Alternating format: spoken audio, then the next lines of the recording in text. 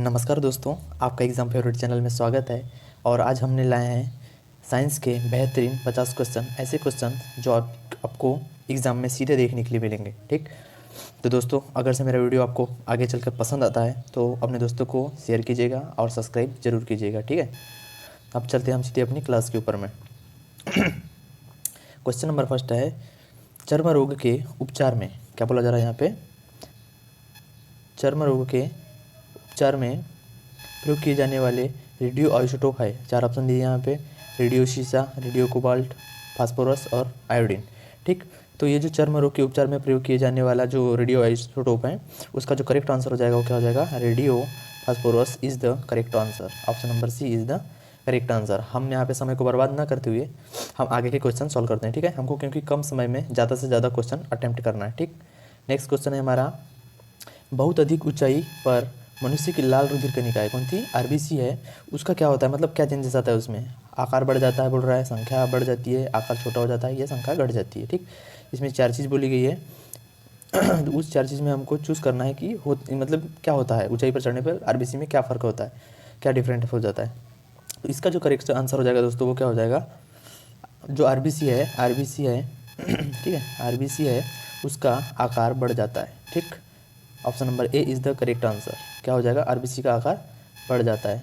A is the correct answer. Okay, next question देखेंगे हम। आधुनिक चर्म शोधन उद्योगों में ऐसी कौन सी भारी धातु पाई जाती है जो क्या होती है? विषैली होती है। चार ऑप्शन है, निकेल, जस्ता, क्रोमियम और शीशा। तो इस क्वेश्चन के लिए जो करेक्ट आंसर हो जाएगा क्या हो जाएगा? Option number C is the correct answer, chromium. कौन सी धातु होती है वो? क्रोमियम धातु होती है जो विषैली होती है। ठीक, अगले क्वेश्चन देखेंगे हम। अगला जो क्वेश्चन है हमारा, इंस्टांसियम, क्या बोल रहा है यहाँ पे? इंस्टांसियम लवण के द्वारा बुनसेंस ज्वाला को कौन सा रंग प्रदान किया जाता है? ठीक, तो इसके चार ऑप्शन है, नीला हरा, सेब का हरा रंग, या क्रीमिजी लाल, या इनमें से कोई नहीं। ठीक, तो इस क्वेश्चन के लिए जो करेक्ट आंसर हो जाएगा क्या हो जाएगा? क्रीमिजी लाल रंग। Option number C is the correct answer. Option number C is the correct answer. ठीक, अगला क्वेश्चन है हमारा, कृत्रिम सैटेलाइट के अंदर व्यक्ति भारहीन महसूस करता है, मतलब कैसा लगता है उनको कि वजन नहीं है, क्योंकि पृथ्वी के आकर्षण बल का क्या होता है, मतलब क्या फ़र्क होता है? ठीक है, चार ऑप्शन है, उस स्थान पर शून्य होता है जो आकर्षण बल है वो, और ऑप्शन नंबर बी पर दिया गया है चंद्रमा के आकर्षण बल के द्वारा संतुलित होता है। तीसरे नंबर पर दिया है अभिकेंद्र बल के समान होता है। चौथे नंबर पर है सैटेलाइट के विशेष डिजाइन के कारण प्रभावहीन होता है। ठीक है, ये चार ऑप्शन दिए गए हैं इसमें। ठीक, तो इस क्वेश्चन के लिए जो करेक्ट आंसर हो जाएगा क्या हो जाएगा? अभिकेंद्र बल के समान होता है। क्या हो जाएगा? भारत जो भारहीन महसूस करता है वो क्यों करता है? क्योंकि अभिकेंद्र बल के समान होता है क्या? पृथ्वी के आकर्षण बल, पृथ्वी का जो आकर्षण बल है वो अभिकेंद्र बल के समान होता है। Option number C is the correct answer. ठीक, नेक्स्ट क्वेश्चन देखेंगे हम। आधुनिक आधुनिक शक्तिशाली चुंबक किससे बनता है बोल रहा है यहाँ पे? ठीक, आधुनिक जो शक्तिशाली चुंबक है किससे बनता है? लौह यौगिकों से, लौह चुंबकीय पदार्थों से, एल्यूमिनियम, कोबाल्ट, निकिल से। एल्यूमिनियम, ठीक, कोबाल्ट, उसके बाद में क्या बोला जा रहा है यहाँ पे? निकिल। ठीक, तो और चौथा ऑप्शन में कहते हैं लोहा, कोबाल्ट मतलब Fe हो गया यहाँ पे, उसके बाद में CO हो गया, उसके बाद में क्या हो गया? Ni हो गया। ठीक, तो इसमें से किससे बनता है आधुनिक जो शक्तिशाली चुंबक है वो किससे बनता है? तो दोस्तों इसका करेक्ट आंसर क्या हो जाएगा?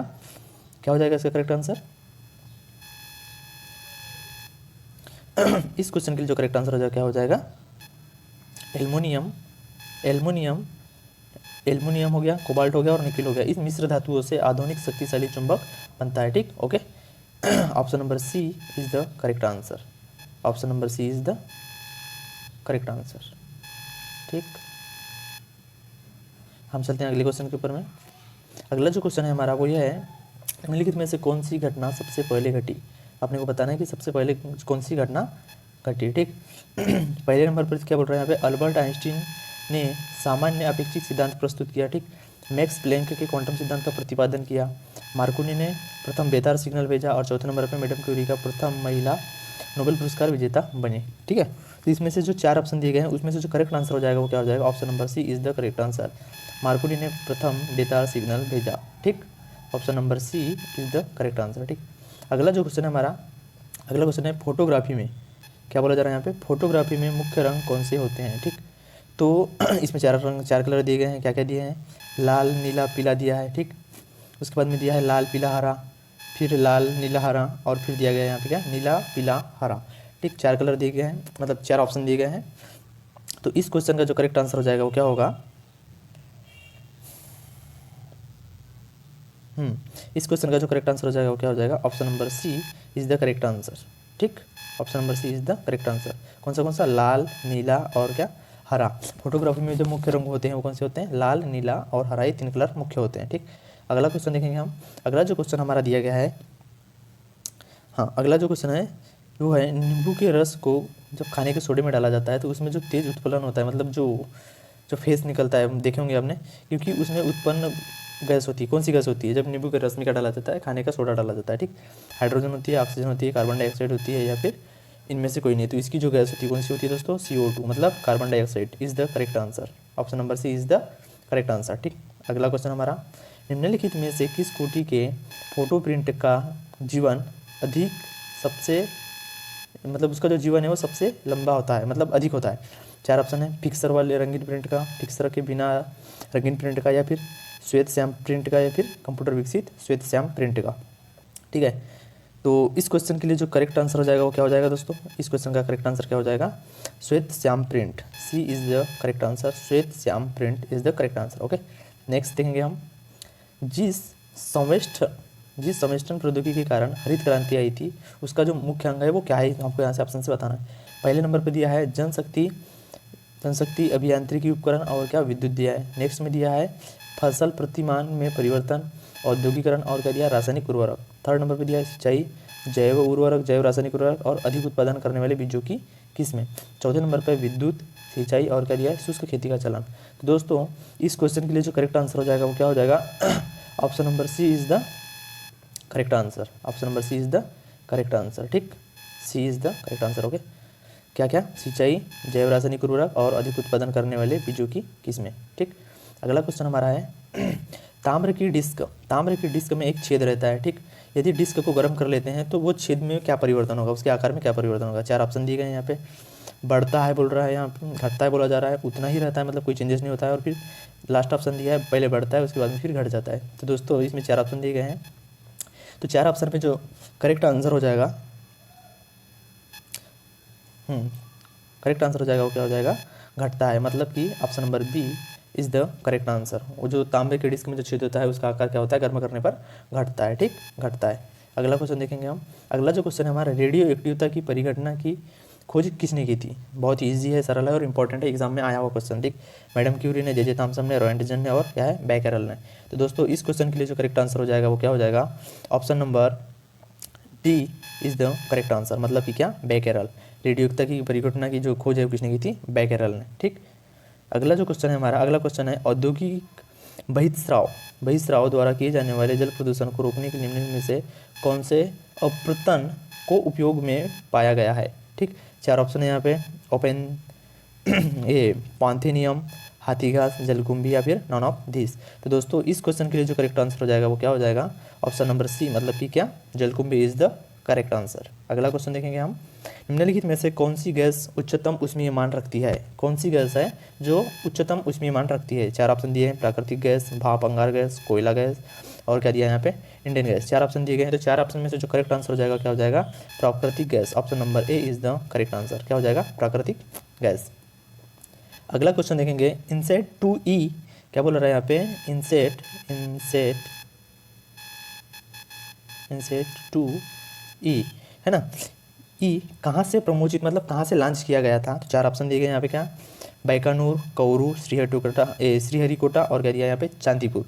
तो इस क्वेश्चन के लिए जो करेक्ट आंसर हो जाएगा दोस्तों क्या हो जाएगा, कहाँ से लॉन्च किया गया था, इनसेट 2E को कहाँ से लॉन्च किया गया था, वो किया गया था ऑप्शन नंबर बी, मतलब कि क्या, कौरू से लॉन्च किया गया था। किसको, इनसेट 2E को। अगला क्वेश्चन देखेंगे हम, नीचे दिए गए इनों में सर्वाधिक ऊष्मीय मान होता है किसका होता है, हमको बताना है, कोक का, पत्थर का, कोयला, लकड़ी का या फिर प्राकृतिक गैस का। दोस्तों इस क्वेश्चन का आंसर इजी है, तो इसका जो करेक्ट आंसर हो जाएगा क्या हो जाएगा, option number D is the correct answer, मतलब कि क्या, प्राकृतिक गैस। ठीक, अगला क्वेश्चन देखेंगे हम, सागर में क्या बोला जा रहा है यहाँ पे, सागर में बहते हिमखंड के द्रव्यमान के कुल 10 भाग में कितना जल तल के ऊपर होता है। कितना जल होता है वो तल के ऊपर होता है। ठीक है, कुल 10 भाग है जिसमें से जो तल होता है समुद्र का उसके ऊपर होता है वो कितना जल होता है, मतलब कितना भाग होता है, 1 भाग होता है, 2 भाग होता है, 4 भाग होता है, 6 भाग। तो दोस्तों इस क्वेश्चन के जो करेक्ट आंसर हो जाएगा वो क्या हो जाएगा, 1 भाग होता है। 1 भाग होता है 10 भाग में से जो तल के ऊपर होता है। ठीक, option number A is the correct answer. अगला क्वेश्चन देखेंगे हम, चंद्रमा पर क्या नहीं होने के कारण वहाँ किसी प्रकार का जीवन नहीं है। तो दोस्तों इसका क्वेश्चन का आंसर बहुत इजी है, इसके लिए हम डायरेक्टली आंसर बता दे रहे हैं। Option number D is the correct answer, जल नहीं होने की वजह से जीवन नहीं है। ठीक, नेक्स्ट क्वेश्चन, नाभिकीय रिएक्टर में इनमें से कौन सा ईंधन का काम करता है, बताना है आपको। इसमें से कौन सा है जो नाभिकीय रिएक्टर में ईंधन के रूप में यूज़ किया जाता है। कोयला, यूरेनियम, रेडियम और क्या बोल रहा है यहाँ पे, डीजल। तो इस क्वेश्चन के लिए जो करेक्ट आंसर हो जाएगा दोस्तों क्या हो जाएगा, option number B is the correct answer, मतलब कि क्या, यूरेनियम यूज़ किया जाता है नाभिकीय रिएक्टर में ईंधन के रूप में। ओके, अगला क्वेश्चन देखेंगे हम। चंद्रमा पर कोई अंतरिक्ष यात्री नली की सहायता से नींबू का शरबत नहीं पी सकता। मतलब कोई जो जूस पीता है ना हमारे पृथ्वी पर, तो वो जो पाइप की सहायता से जो पीता है, नली मतलब पाइप की सहायता से जो पीता है, पी सकता है, वो चंद्रमा पर नहीं पी सकता है। तो क्यों नहीं पी सकता है हमको बताना है। 4 ऑप्शन दिए यहाँ पे। चंद्रमा पर घनत्व के कारण त्वरण कम है इसलिए, या फिर चंद्रमा पर कोई वायुमंडल नहीं है इसलिए, या फिर चंद्रमा पर नींबू के शरबत का त्वरणीय वाष्पीकरण हो जाता है इसलिए, या फिर ऑप्शन दिया गया लास्ट वाला क्या है वो, इनमें से कोई नहीं। तो दोस्तों इस क्वेश्चन के लिए जो करेक्ट आंसर हो जाएगा वो कौन सा हो जाएगा, option number B is the correct answer. जो आपको मालूम है कि चंद्रमा पर वायुमंडल नहीं है, इसी के कारण से हम लोग वहाँ पर नली की सहायता से नींबू का रस नहीं पी सकते। ठीक, अगला क्वेश्चन है हमारा, ऑप्शन नंबर बी इसके लिए करेक्ट आंसर हो जाएगा। ठीक है, अगला क्वेश्चन है हमारा, बर्फ़ के टुकड़े, ठीक है, एक गिलास में शुद्ध जल लिए, एक गिलास में शुद्ध एल्कोहल लिए हमने, ठीक है, और उसमें हम बर्फ़ डाल दिए, तो क्या होगा हमको बताना है। जल में ऊपर के स्तर पर रहेगी, मतलब जो जल में जो बर्फ़ डाले हमने वो जल में ऊपर की स्तर में रहेगी, एल्कोहल के ऊपर के स्तर में रहेगी, या फिर दोनों में एक ही स्तर पर रहेगी, या फिर लास्ट बोला है यहाँ पे क्या, एल्कोहल में तैरती रहेगी या जल में, और जल में डूब जाएगी, ऐसा बोला है। तो इस क्वेश्चन के लिए जो करेक्ट आंसर हो जाएगा वो क्या हो जाएगा दोस्तों, आप सभी को मालूम है बर्फ़ पानी में तैरता है, ठीक, एल्कोहल में नहीं। ठीक है, इसके लिए क्या हो जाएगा, option number A is the correct answer. अगला क्वेश्चन देखेंगे हम, चंद्रमा पर आने जाने की यात्रा के दौरान अधिकतम ईंधन कब खर्च होता है। हाँ, यहाँ पर क्या बोल रहा है, चंद्रमा पर आने जाने की यात्रा के दौरान अधिकतम ईंधन कब खर्च होता है, मतलब सबसे ज़्यादा ईंधन की जरूरत कब पड़ती है। 4 ऑप्शन है, उड़ान भरने के समय पृथ्वी के गुरुत्व को पार करने में, नेक्स्ट दिया है यहाँ पे चंद्रमा पर उतरने पर चंद्रमा के गुरुत्व को पार करने में, और जो थर्ड नंबर का दिया है चंद्रमा से उड़ान भरने पर चंद्रमा के गुरुत्व को पार करने में, लास्ट दिया है पृथ्वी पर पूर्ण प्रवेश करने और हल्का हल्का उतरने पर पृथ्वी के गुरुत्व को पार करने में। ठीक है, इस प्रकार से यहाँ पर कितने ऑप्शन दिए गए हैं, 4 ऑप्शन, तो जिसमें से करेक्ट आंसर क्या हो जाएगा, option number D is the correct answer होगा। वो ऐसे कि पृथ्वी पर पुनः प्रवेश करते समय और हल्का हल्का उतरते हैं, मतलब पृथ्वी पर जब वो प्रवेश करता है तो हल्का हल्का मतलब धीरे धीरे उतरता है, गुरुत्व को धीरे धीरे पार करता है, इसलिए वहाँ पर सबसे ज़्यादा ईंधन की आवश्यकता होती है। ठीक, अगला क्वेश्चन है हमारा, वायुमंडलीय ओजोन की मतलब ऊपरी परत निम्नलिखित में से किसकी बनी होती है। ठीक, ओजोन परत किसकी बनी होती है, जो वायुमंडल में जो ओजोन परत होती है उसकी ऊपरी भाग है वो किसका बना होता है। ऑक्सीजन में पराबैंगनी किरणों की, या ऑक्सीजन में परमाणु अणुओं का संयोजन से, या फिर ऑक्सीजन का उच्च दाब में आना, या फिर क्या बोल रहा है वायुमंडल में ऑक्सीजन पर नाइट्रोजन की क्रिया से। ठीक है, तो हमको यहाँ से बताना है कि करेक्ट आंसर क्या हो जाएगा। तो दोस्तों इसका करेक्ट आंसर हो जाएगा option number B is the correct answer. ठीक, ऑक्सीजन में अणुओं का संयोजन से बनी होती है ओजोन परत की ऊपरी भाग। ठीक, अगला क्वेश्चन हमारा है, न्यूक्लियर रिएक्टर में न्यूट्रॉन को किससे अवमंदित किया जाता है। ठीक है, 4 ऑप्शन है यहाँ पे, विखंडनीय पदार्थ से, मॉडरेटर से, नियंत्रित छड़ से, या शीतल प्रणाली से। ठीक है, तो इसके लिए जो करेक्ट आंसर हो जाएगा वो क्या हो जाएगा दोस्तों, option number B is the correct answer, मतलब कि क्या, मॉडरेटर।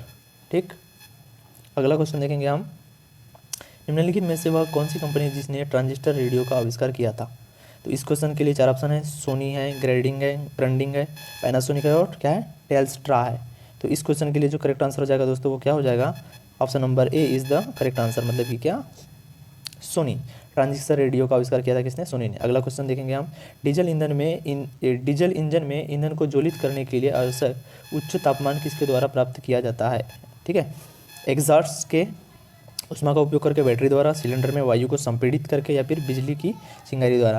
तो इसका जो करेक्ट आंसर हो जाएगा दोस्तों क्या हो जाएगा, ऑप्शन नंबर सी, मतलब सिलेंडर में वायु को संपीड़ित करके। ठीक, उच्च तापमान प्राप्त किया जाता है। ठीक, अगला क्वेश्चन हमारा, निम्नलिखित में से कौन सी ग्रीन हाउस गैस है, आप सभी को मालूम है, इसका जो आंसर हो जाएगा option number C is the correct answer, carbon dioxide. ठीक है, carbon dioxide greenhouse gas है। अगला क्वेश्चन देखेंगे हम, निम्नलिखित में से किस तत्व की सापेक्ष परमाणु संहति कौन सी है जो परमाणु से बनी है, जिनमें प्रत्येक में 17 प्रोटॉन, 18 न्यूट्रॉन और 17 इलेक्ट्रॉन होते हैं। तो इसके लिए जो करेक्ट आंसर हो जाएगा क्या हो जाएगा, option number B is the correct answer, मतलब कितने, 35। ठीक, अगला क्वेश्चन है हमारा, निम्नलिखित में से किसका प्रयोग प्रशीतन में किया जाता है? इसका भी आंसर बहुत ईजी है, option number C is the correct answer, मतलब कि क्या, फ्रीऑन। प्रशीतन के रूप में किया जाता है किसका? फ्रीऑन का यूज़। अगला क्वेश्चन देखेंगे हम, किसी प्रशीतित्र में शीतल प्रणाली सदैव क्या होनी चाहिए? बताना है आपको, है ना। शीर्ष पर होनी चाहिए, तली में होनी चाहिए, ठीक, या मध्य में होनी चाहिए, या फिर कहीं पर भी हो सकती है।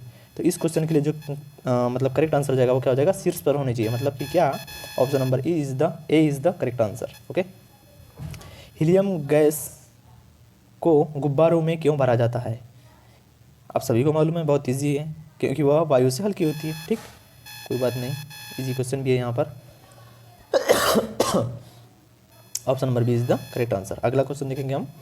अगला क्वेश्चन है, भारत में सबसे पहले, मतलब भारत में पहले कितने देशों ने मतलब भारत से पहले बोल रहे हैं, क्या बोल रहा है, भारत से पहले कितने देशों ने परमाणु बम का विस्फोट किया था? आपको बताना है। तो इसका जो करेक्ट आंसर हो जाएगा वो हम आपको बता रहे हैं, 5 देशों ने, 4 देशों ने, 6 देशों ने, और बोल रहा है यहाँ पे 3 देशों ने। तो कितने देशों ने भारत के पहले परमाणु बम का विस्फोट किया था? 5 देशों ने। कितने देशों ने? 5, मतलब option number A is the correct answer, ठीक। अगला जो हमारा क्वेश्चन है, अग्नि का सही वर्णन निम्नलिखित में से किसके द्वारा होता है? लड़ाकू विमान द्वारा होता है, या सर्वतोमुखी द्वारा, ठीक, या दीर्घ परास मिसाइल द्वारा, या फिर दीर्घ परास तोप द्वारा। यहाँ पर देखिए दीर्घ दोनों में देखिए कंफ्यूज कर दिया है, इसका मतलब कि इसमें से करेक्ट आंसर यही होगा। आप ऐसे अंदाजा लगा सकते हैं, ऐसा मेरे कहने का मतलब ये था, ठीक है। दोस्तों एग्जाम में ध्यान दीजिएगा, जब ऐसे मिलते जुलते ऐसे 2 वर्ड दे दिया उसने तो ये कंफर्म हो जाता है, अगर से हमको उस क्वेश्चन का आंसर नहीं मालूम है ना। तो देखो यहाँ पे दीर्घ दिया है, थर्ड में भी दीर्घ दिया है, और फोर्थ में भी दीर्घ दिया है, ठीक है। तो ये क्या है, सेम है, मतलब कि हमको उसने कंफ्यूज करने के लिए ऐसा दिया है। इसका मतलब कि ऑप्शन नंबर इन दोनों में से करेक्ट आंसर होगा, इन दोनों में से ही एक करेक्ट आंसर होगा, ठीक है। तो इस क्वेश्चन के लिए जो करेक्ट आंसर हो जाएगा वो क्या हो जाएगा दोस्तों? दीर्घ परास missile, option number C is the correct answer, ठीक।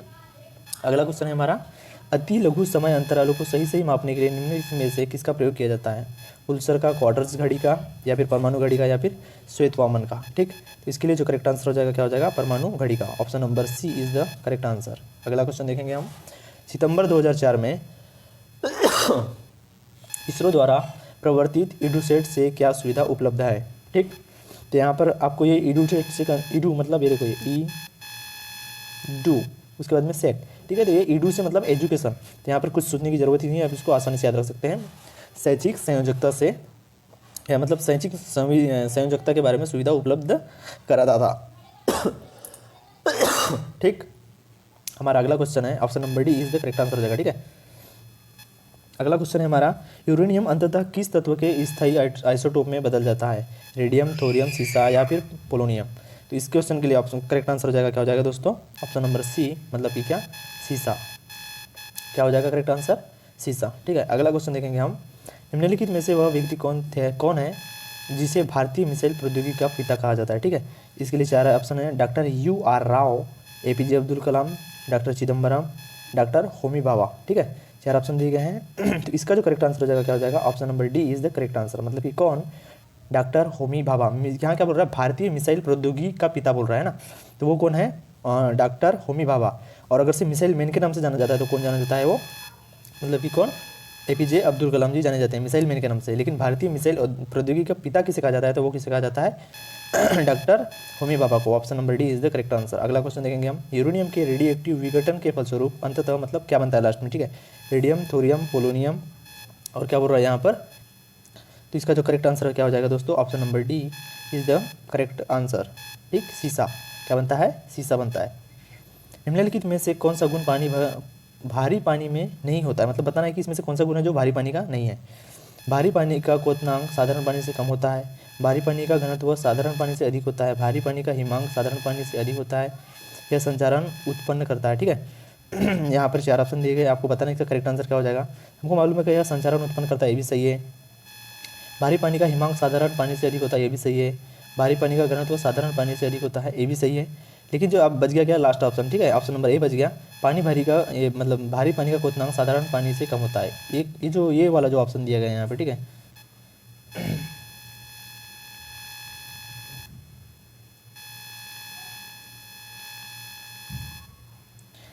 Option number A is the इसका करेक्ट आंसर हो जाएगा, ऑप्शन नंबर ए। भारी पानी का क्वथनांक साधारण पानी से कम होता है। ये जो है ये गुण भारी पानी का नहीं है, ठीक। अगला क्वेश्चन, कोयले की किस किस्म में मूल पादप द्रव्य के अभी के अवशेष पाए जाते हैं। तो इसका डायरेक्टली आंसर बता दे रहे हैं हम, क्योंकि ये ईजी है, इंपॉर्टेंट भी है, ठीक है। पीट, ठीक, पीट, सी इज़ द करेक्ट आंसर। अगला क्वेश्चन देखेंगे हम। किस रेडियो सक्रिय पदार्थ का आधा जीवन 4 महीने का होता है, उसका 3/4 भाग कितने महीनों में नष्ट हो जाता है, ठीक है। 6 महीनों में, 8 महीनों में, 12 महीनों में और 4 महीने में, ठीक है। इस क्वेश्चन के लिए करेक्ट आंसर हो जाएगा कितना, 8 महीनों में नष्ट हो जाता है, ठीक है। तो 3/4 भाग को 8 महीने में नष्ट हो जाता है, मतलब कि option number B is the correct answer. अगला क्वेश्चन देखेंगे हम।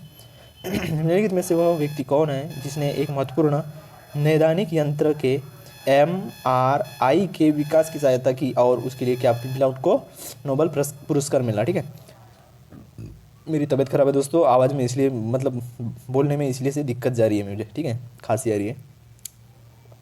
सिडनी ब्रेनर पहला ऑप्शन, पाल्सी लोटरबर और जॉन ई स्टल्टन, और जो ऑप्शन नंबर 4 दिया है एच रॉबर्ट हार्विट्जर, ठीक है। 4 ऑप्शन दिए गए हैं, तो 4 ऑप्शन में से जो करेक्ट आंसर हो जाएगा, किनको मिला नोबेल पुरस्कार, वो मिला किसको, पाल्सी लोटरबर को। B is the correct answer, ठीक। अगला क्वेश्चन देखेंगे हम। न्यूक्लियर रिएक्टर में भारी जल का प्रयोग किस रूप में किया जाता है, आपको बताना है किस रूप में किया जाता है, शीतलक, ईंधन, नियामक या फिर नन ऑफ दिस। इस क्वेश्चन के लिए जो करेक्ट आंसर हो जाएगा, क्या हो जाएगा, नियामक। मतलब कि क्या, जो न्यूक्लियर रिएक्टर में जो भारी जल का उपयोग किया जाता है वो किसके रूप में किया जाता है, वो नियामक, मतलब option number C is the correct answer. अगला क्वेश्चन देखेंगे हम। परमाणु रिएक्टर में प्रयुक्त ईंधन है कोयला, पेट्रोल, जलने वाली गैस और क्या यहाँ पे यूरेनियम। तो दोस्तों इस क्वेश्चन के लिए जो करेक्ट आंसर क्या हो जाएगा, ऑप्शन नंबर डी, मतलब कि क्या, यूरेनियम करेक्ट आंसर। परमाणु रिएक्टर में जो प्रयुक्त ईंधन है वो क्या है, यूरेनियम। अगला क्वेश्चन देखेंगे हम। नाभिकीय रिएक्टरों में ग्रेफाइट का प्रयोग किया जाता है ईंधन के रूप में, स्नेक के रूप में, विमानक के रूप में और क्या, विद्युतरोधी के रूप में, विद्युत रोधी के रूप में, ठीक है, विद्युत रोधी है वो, है ना।